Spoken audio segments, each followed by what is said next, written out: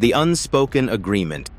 If you are sitting there right now, maybe staring at a blank document, maybe scrolling through automated rejection emails, feeling that distinct, cold knot of anxiety in your stomach, I want you to take a slow, deep breath. Let's talk about the invisible script. From the time we are in school, society sells us an unspoken timeline. It tells us that your 20s are for experimenting and making mistakes. Your 30s are for grinding, building, and locking in your trajectory. And by the time you cross the threshold into 40, you are supposed to be set. You're supposed to be sitting comfortably on a mountain of accumulated tidal equity, coasting along a predictable ascending line toward retirement. So when that line snaps, whether it's due to a sudden corporate layoff, a brutal industry-wide restructuring, a business failure, or simply reaching a point of mental exhaustion where you had to walk away for your own sanity, it doesn't just feel like a financial setback. It feels like an identity theft. The identity crisis. When you lose your professional footing at 23, it's an adventure. You eat ramen, you crash on a couch, you pivot. When you lose it at 40, it feels like an existential emergency. You look in the mirror and you don't just ask, "How am I going to pay the bills?" You ask deeper, darker questions. Who am I if I am no longer the vice president, the manager, or the director? Did I waste the last 20 years? Am I invisible to the modern job market? Today, we are going to dismantle those questions completely. I am not here to give you empty, toxic positivity. I am not going to tell you it doesn't suck. It does. But I am here to tell you, with absolute strategic certainty, that you are not starting over from zero. This is not the end of your book. This is the exact moment your trajectory shifts from what you had to do to survive to what you were meant to do to thrive. This is your ultimate inflection point. Module 2. The math of experience versus the myth of the 22-year-old wizard. The panic of the comparison trap. When you enter the job market or look at new ventures at 40, your brain plays tricks on you. You open up LinkedIn or look at job postings and you see an army of 22-year-olds who sleep 4 hours a night, speak in fluent AI prompts, and work for pennies. You feel obsolete. You think, I am too expensive, too slow, and too old. But let's look at the actual math of your life. Let's look at what 20 years of professional skin in the game actually buys you, and why a room full of 20-somethings cannot replicate it. 20s, high energy, zero context, can run fast, but often runs in the wrong direction. 40s, high pattern recognition, knows exactly where the potholes are before hitting them. The invisible asset. Pattern recognition. A young professional has enthusiasm, but they have zero context. They haven't lived through economic cycles. They haven't seen a massive corporate digital transformation fail in real time. They haven't managed the explosive ego of an erratic client or saved a supply chain from collapsing at 2:00 a.m. on a Friday. You have. That is called pattern recognition. At 40, you have developed an internal, subconscious algorithm for solving problems. You can walk into a chaotic room, look at a broken process, and within 10 minutes, instinctively know the 3 things that will fix it. You don't need a manual for corporate politics. You read the room naturally. You don't panicking when a crisis hits because you've survived 5 crises just like it before. The concrete slab analogy.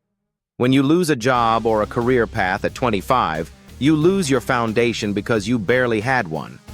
When you face this inflection point at 40, the building you spent 2 decades constructing might have caught fire, but the concrete foundation slab you built is completely indestructible. It is baked into your DNA. You are not building a new foundation. You are simply designing a much better structure on top of an incredibly solid base. Module 3. The sunk cost fallacy and AMP, the prison of comfort, the honest audit. Let's step away from the resume for a moment and have a deeply honest conversation. Before the rug got pulled out from under you, were you actually fulfilled?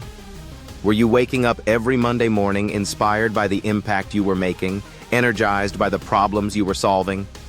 Or were you just comfortable? Were you just safely locked inside a golden cage of routine and predictable monthly paycheck and a title that made you sound important at dinner parties? In psychology, there is a concept known as the sunk cost fallacy. It is the powerful cognitive bias that compels human beings to keep investing time, money, and energy into a losing proposition, whether it's a bad relationship, a failing investment, or a soul-crushing career, simply because they've already invested so much into it. The sunk cost trap.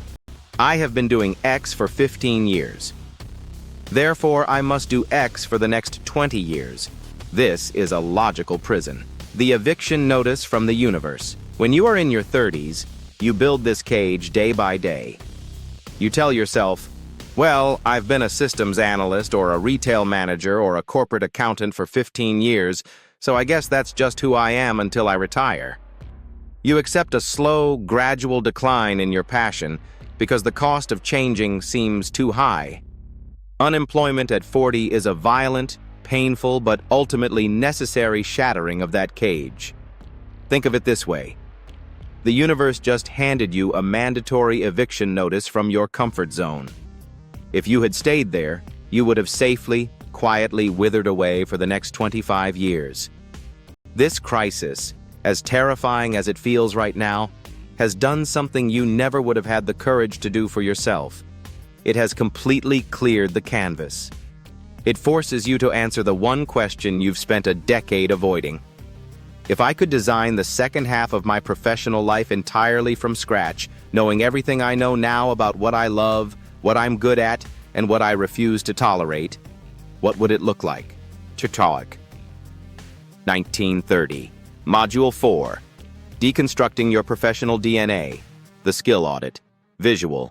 Transition back to the digital whiteboard. We begin mapping out a practical, step-by-step exercise the viewer can do at home. Decoupling the title from the skill. How do we begin navigating this inflection point? We start by stopping the panic. The absolute worst thing you can do right now is open up job boards and blindly hit apply 500 times to the exact same titles you used to have, hoping for a quick fix. That path leads to rejection, lower wages, and returning right back to the cage you just escaped. Instead, we are going to run a systematic audit of your professional DNA. Your job title is not who you are. A title is just a temporary label a corporation gave you to categorize their payroll.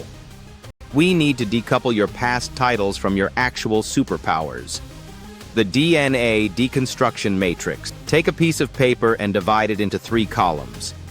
I want you to look back at your entire 15 to 20-year career history and break it down like this. Column 1, the tasks I hated. Column 2, the silent superpowers. Column 3, the industry crossovers. What drained your energy? What did people actually come to you for? Where else can those skills be applied? E.g., endless bureaucratic reporting, micromanaging minor details, fixing repetitive basic errors, e.g., translating complex technical problems for non-tech clients, stabilizing chaotic team turnarounds, e.g., logistics, high-ticket client consulting, independent project management offices. Finding your core superpower. Let's look closely at column 2. Your superpower is rarely the technical thing you went to school for. It's the behavioral value you bring to an organization. Are you the person who can walk into a room of conflicting, high-ego executives and somehow get everyone to agree on a single path forward? That isn't just management. That is high-stakes negotiation and conflict resolution.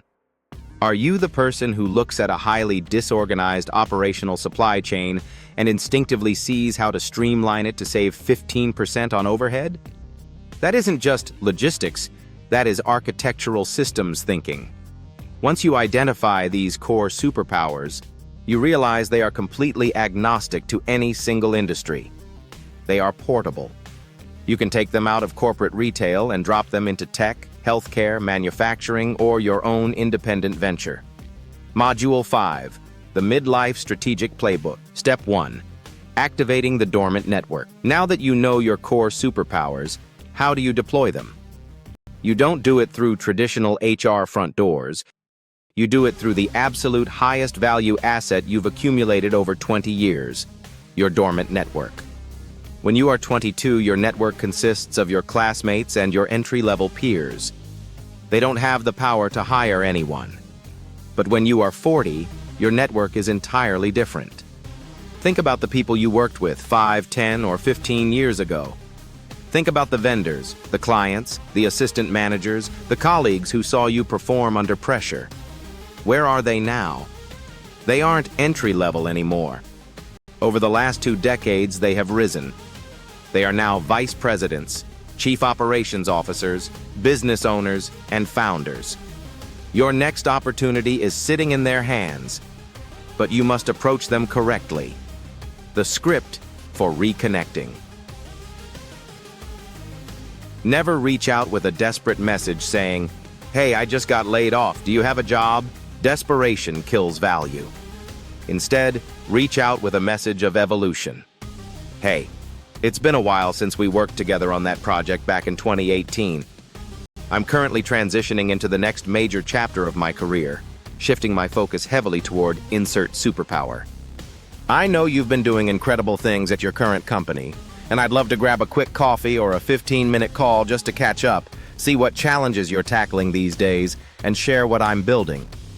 You aren't asking for a job. You are bringing experience, maturity, and curiosity to the table. Step 2. The rise of the fractional mindset. The modern corporate landscape has shifted dramatically. Companies are increasingly terrified of locking themselves into massive, high-ticket full-time executive salaries with heavy benefits and long-term liabilities. But at the exact same time, they are absolutely starving for wisdom, maturity, and steady leadership. This is where the fractional leader or specialized consultant comes in. Instead of looking for one company to pay you 100% of your salary to manage their internal politics for 45 hours a week, you can position yourself as a fractional asset. You can go to 3 mid-sized businesses and say, "You don't need a full-time general manager or an expensive full-time operations director. You can't afford one, and honestly, you don't have enough work to keep them busy. But for a fraction of that cost, you can hire me for 10 hours a week to completely stabilize your processes, train your young team, and set up your systems." Suddenly, you are no longer an applicant begging for employment. You are a business entity selling a high-value solution. You transition from a vulnerable employee to an autonomous consultant. Module 6. The second half. The halftime adjustments. In professional sports, no game is ever won or decided in the first half. The first half of the game is messy. It's where you run onto the field with a lot of adrenaline, but very little real-time information. You take some hard hits. You figure out the terrain. You make mistakes. You test your limits. And you learn how the opponent plays. The first half of your career, your 20s and your 30s, was exactly that. It was the training ground. It was where you proved you could survive, where you learned how the world works, and where you accumulated your scars and your wisdom. The second half is where the real game begins. The second half is where you sit down in the locker room, look at the board, make your tactical adjustments, and walk back out onto the field to win. At 40, you are entering your professional second half. Except this time, you aren't the naive rookie guessing what to do. You are the seasoned, hardened veteran who is smarter, more resilient, more strategic, and significantly less easily fooled than you have ever been in your entire life. The retrospective view, being unemployed or facing a massive career reset at 40, feels like a terrifying crisis today. I am not discounting that fear. It keeps you awake at 3 o'clock a.m. It makes you question your worth. But I want you to anchor yourself to this final thought. 5 years from now, you are going to look back at this exact date.